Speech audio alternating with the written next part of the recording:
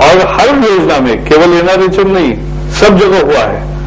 और कुशवाहा पर गुस्सा क्यों है? तो उन्होंने अगर उनको साथ देने को मना किया तो गुस्सा है।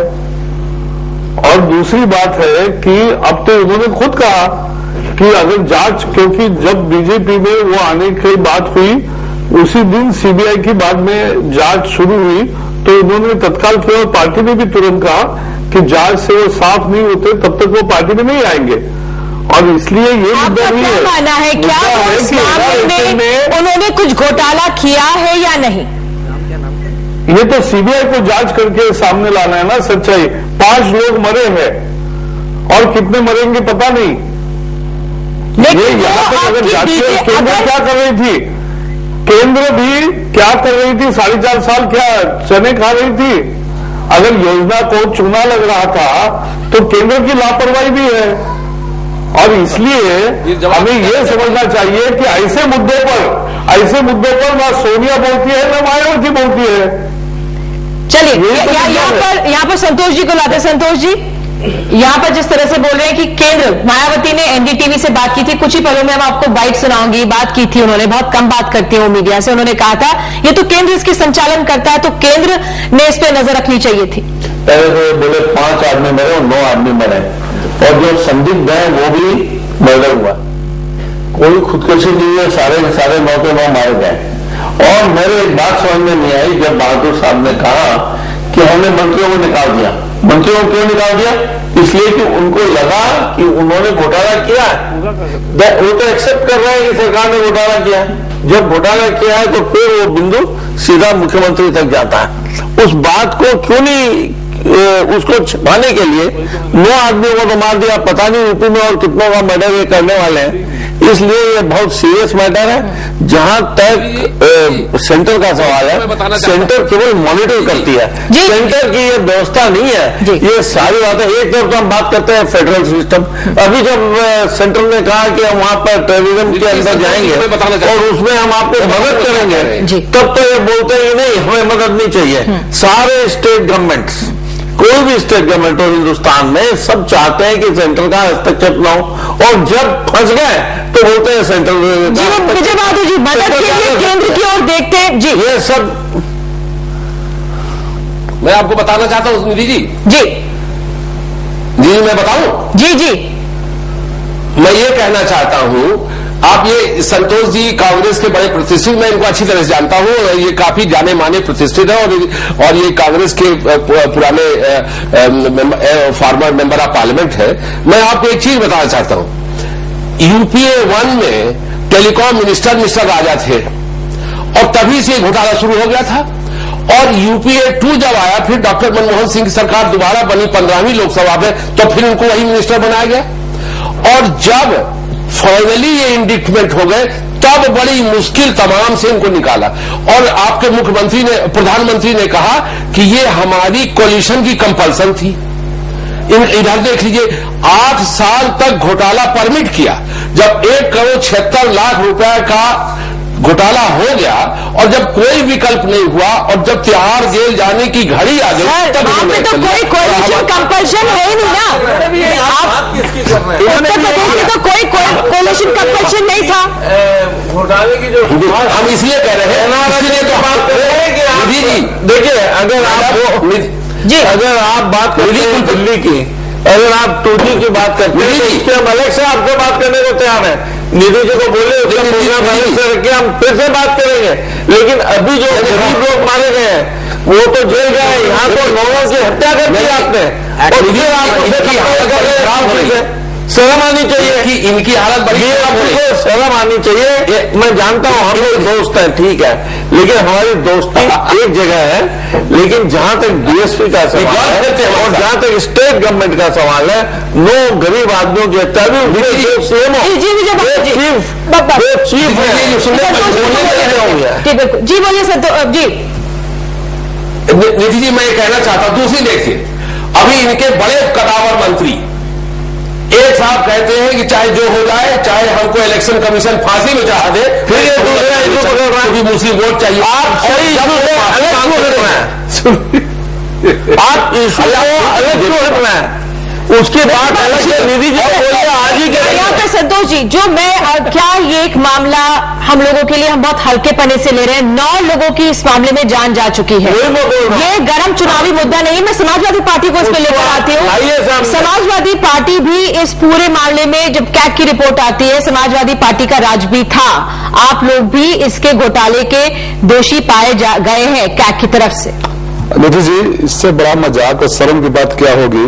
9 मौतें हो गई, 5,000 करोड़ रुपए से ज्यादा खा गया, 9,000 करोड़ का घोटाला था। न तो ये जिम्मेदार है न तो वो जिम्मेदार है। आपने समाजवादी पार्टी की बात कही, हमने बड़े स्पष्ट रूप से कहा उस समय जब हमारी सरकार थी तो बजट कितना था, जितना बजट था जो घोटाला हुआ है उसका 2% भी बजट नहीं था। फिर भी हम स्वागत किए, हमने मांग की कोई भी अगर बात हो तो जांच करो। सवाल यहाँ ये उठता है कि जिम्मेदारी से हर लोग भागना चाहते हैं।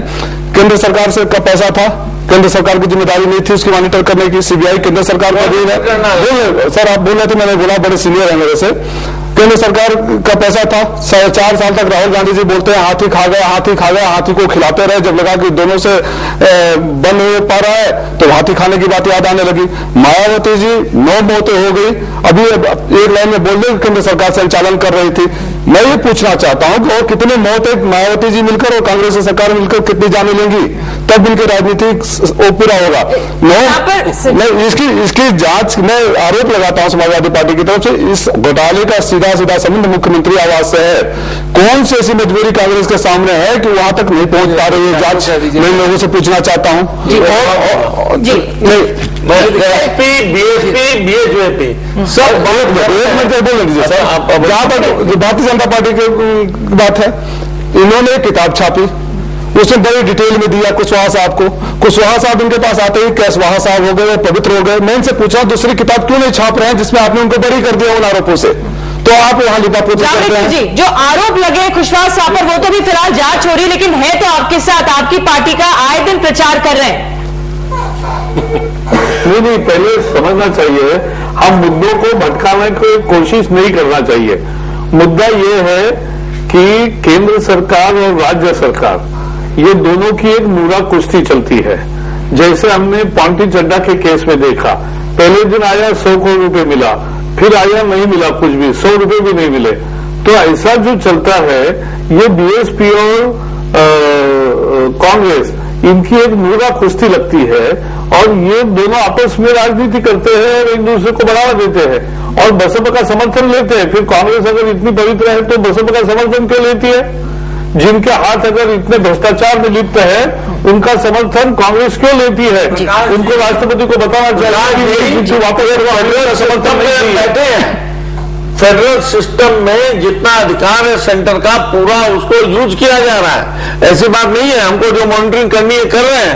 और जहां तक ये सवाल करते हैं कि हम सपोर्ट क्यों ले रहे हैं, हम सपोर्ट मांगने नहीं गए। अगर कोई हमें सपोर्ट दे रहा है तो हम क्यों ना बोले देते। मायावती ने क्या कहा था?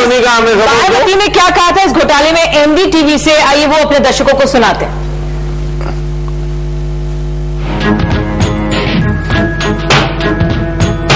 इस तरह से ये एनएचआरएम का दबाव सीबीआई बना रही है, इस पे आपका क्या कहना है?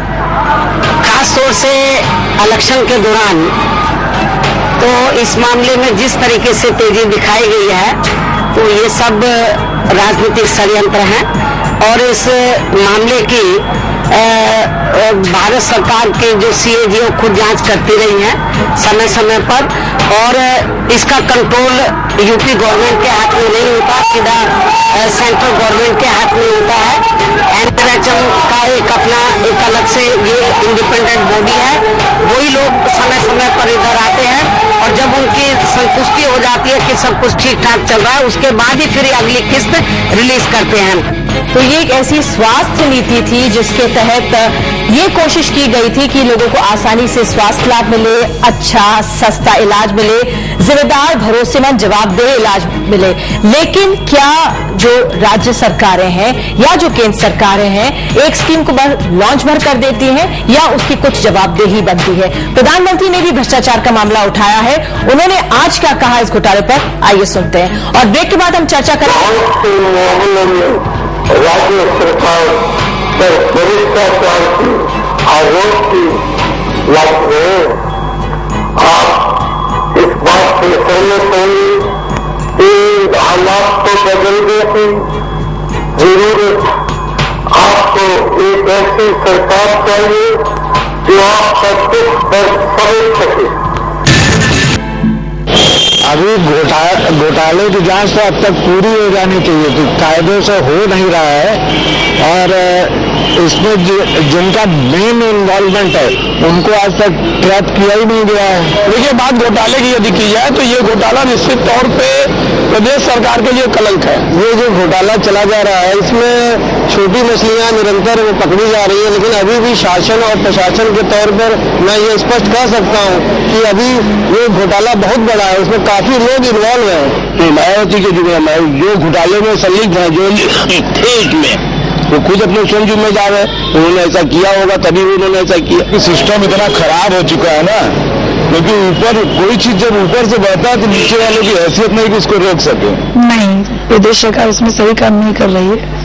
देखिए, मायावती सरकार में जो भी इस घोटाले में शामिल हैं वो बहुत मैनेजिंग तरीके से जो इसमें गवाह हैं या शामिल हैं या जिनके पास भी थोड़ा बहुत प्रूफ है या जो अधिकारियों के बारे में जानते हैं कि नरचम घोटाला का जड़ कहां तक है, बहुत मैनेजिंग तरीके से उनकी हत्या हो रही है। बिना सरकार की भूमिका के एक तो जांच में इतनी देर हो नहीं सकती, और जांच में देर का मतलब है कि मौत को निमंत्रण देना, जो गवाह हैं उनको सुस्त कर देना, उनको सुस्त कर देना और उनको डिमोरलाइज कर देना। प्रदेश की सरकार जो है यह जान चुकी कि मेरी साजिश एकदम उजागर होने लगी है, इसी कारण प्रदेश में आए दिन कहीं न कहीं जो इससे संबंधित है उनकी हत्या